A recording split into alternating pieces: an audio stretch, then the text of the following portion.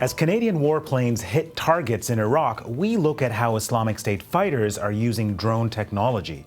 Also, the U.S.-led coalition. Canada's a part of it, but who else is? I'm Affan Chowdhry. Welcome to Globe Now. Canadian CF-18s are flying missions over Iraq. And over the weekend, they dropped their first bombs. The mission timeline, 6 months. But who else is part of the bigger U.S.-led coalition, and who is doing what? The U.S.-led coalition against Islamic State includes more than 60 countries, according to the Obama administration. Many countries are providing humanitarian aid, ammunition, or political support. But only some, like Canada, are directly carrying out or supporting airstrikes. Here are some other Western countries and just some of their contributions.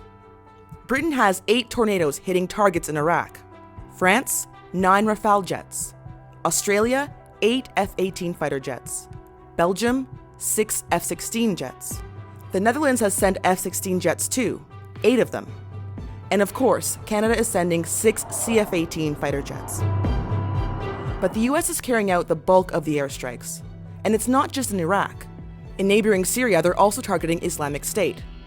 Except there, its Western allies are mainly not involved.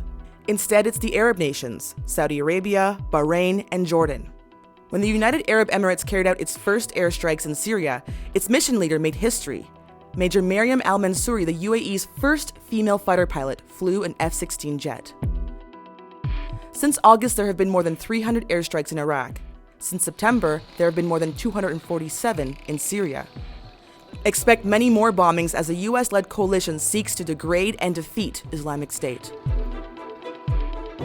So, the U.S.-led coalition is targeting Islamic State fighters. On the ground, those fighters are showing increasing brutality, whether it's massacres or beheadings.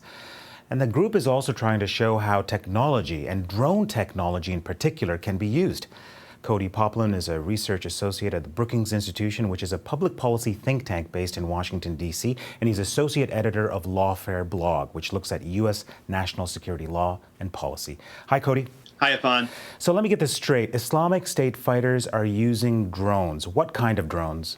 What we're seeing as of late is that the Islamic State has started to use small and relatively cheap amateur drones to film battlefields and take aerial surveillance in order to conduct reconnaissance for missions. So it's not armed drones?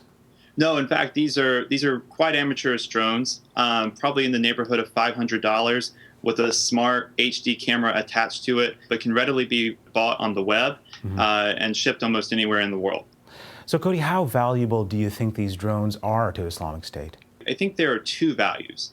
There's a tactical battlefield application wherein there, for the first time we've ever seen, insurgent groups able to use aerial surveillance, an insurgent group without a state sponsor, in fact. I think there's a second value here, which is in the propaganda nature of being able to employ drone technology and to display their technological prowess in a way that no other group has been able to do before. ISIS is really trying to create a narrative that you've never seen anything like us before, and as a way to recruit and to intimidate other forces. And using drone technology, especially in propaganda videos and in this way, is one more way to do that. Okay, can we at all assess at this stage whether these drones and these images have given the group any kind of battlefield advantage? Well, in terms of a battlefield advantage, I can't speak exactly if one kind of use of drone technology or not turned the tide of a battle, because these are all used ex post facto, and they're used in a way to demonstrate propaganda. But what we do see is in the first video released August 23rd that looks at a battle against Brigade 93, an army base just outside of Raqqa. The group uses drone technology to conduct reconnaissance of the base, to look at where there are defense positions that are heavily fortified, how to navigate against them, and then plots out where they're going to employ suicide bombers to open the gates into the base. So we know that they were using that reconnaissance and that intelligence in that way. Subsequently, we've seen it in a video in Fallujah in Iraq, another one released that purports to be in Kobani, Syria, just across the Turkish border, where there's a huge battle raging right now. Those are the 3 key videos that we've seen so far displaying that technology. And, taking a step away from the drone technology. I mean, what else do we know about the technology and the weaponry that this group has access to? I mean, can they shoot down helicopters? Can they shoot down fighter jets? In terms of shooting down fighter jets, it's incredibly unlikely that ISIS would be able to do so. They would have to seize technology that, at this moment, we don't think they have. They have already shot down 2 Iraqi helicopters earlier this month using shoulder-mounted missiles that they had seized from the Iraqi security forces earlier in September and August.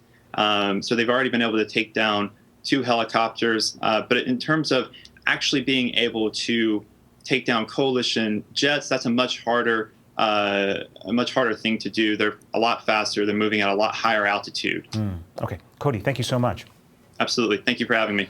Well, that's all for today's show. If you've got a moment, hop on to Twitter. How confident are you that the coalition will be able to defeat Islamic State in Iraq? Tweet us at Globe Now. I'm Affan Chowdhry. Thanks for watching.